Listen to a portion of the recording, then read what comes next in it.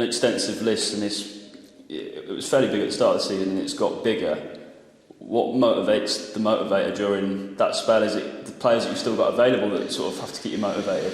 Yeah, I watch them last night, the players that we got available, and you can see on their faces they care and they're trying their socks off. So the bit that I'm really proud of them, that they're going through it and they're playing every minute, and it's tough, and they've played they've all played a little bit, or most of them have played a little bit, but there's some that are really playing game after game after game, training. And I think what you learn about yourself, me as the one who's supposed to motivate them, is if I get through this period, I'm going to be really good. That's my personal opinion, because actually there's never going to be more tough than 12 senior injuries. And I'm really grateful to the lads and the fans. The fans have been really supportive. Some of the kids at the front, even last night, are absolutely brilliant. So they keep me going, and I always like to prove the doubters wrong. So right now it's like, now you dig in, you show your qualities. I believe in the quality of work we're doing.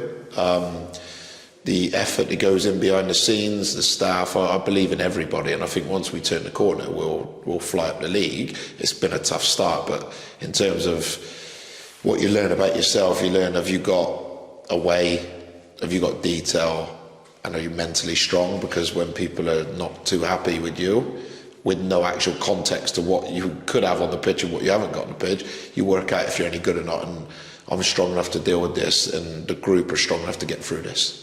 And have you, Lou, Troy, all got a role to play in keeping their heads up? Because I suppose in any workplace, if you see your colleagues sort of dropping, then it can't be a good thing. No, exactly. And the truth, there's been so many positive parts to what's gone on, and we can't hide away from the fact that we haven't won as many games as what I think we should or need to. I totally understand that.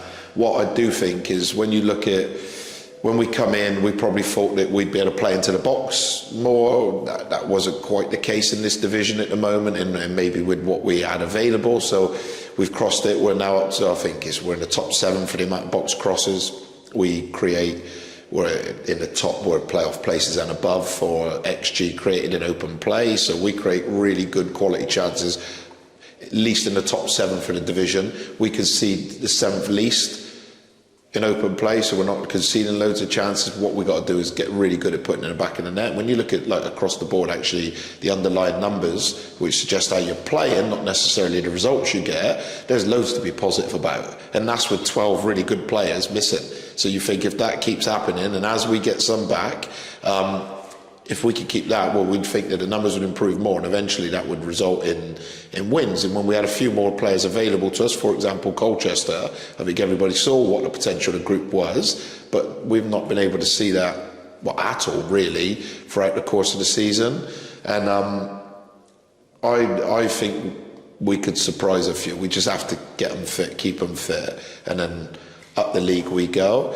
And I think the key bit now is, somebody said to me, or I was listening to a podcast, and they were talking about, I think Brian Clough famously said, give me a goalkeeper, 2 centre-backs, a midfielder and a number 9, and I'll give you a really good football team. And I think we have all those people in the building, and I think the ones that are playing are doing brilliant. But you get those fit, and I think we have a solid group that could go up the league. It's just, we got to keep them on the pitch, and context is everything. The product that we're producing is what we got, and at the moment, but we have really good players. The recruitment team have signed good players, but unfortunately most of them haven't been fit enough to play yet. Once they do, we'll be absolutely fine. How do you view the challenge of Tranmere away this weekend? Yeah, really tough. They've had a few injuries as well. They got a couple of theirs back now, so I think Norris up front's back. He's a good player for the level, and now Nigel Atkins has been confirmed. They've probably got a little bit of stability now, so they lost 4-3 on the weekend, a bit unlucky from what I understand, and we're going to go watch them in a minute. It's a big game, tough game, but then every game for us now, this is no bigger than any one before or after. It's just the next big game, and we've got a group that will go out Saturday, and they're good enough to win the game as long as we perform to our maximum, and that will be the challenge between now and Saturday, to patch a couple up, get them out, and then we'll have a right good go at Tranmere on the weekend and see what we can produce. I think togetherness is a big thing now that yourselves been sort of open and communicated the injury problems. It's about everybody sticking together, isn't it? That's supporters, coaches, and and players at Tranmere this weekend and beyond. Yeah, exactly that, and particularly the supporters and players need to stick together. I understand the head coaches always get a little bit of flack because that's the job. I've got no issue with that. What we all have to try and do is stay together, because actually the standard of football, in my personal opinion, has been pretty good. The players clearly care about the club and are working, and the ones that have been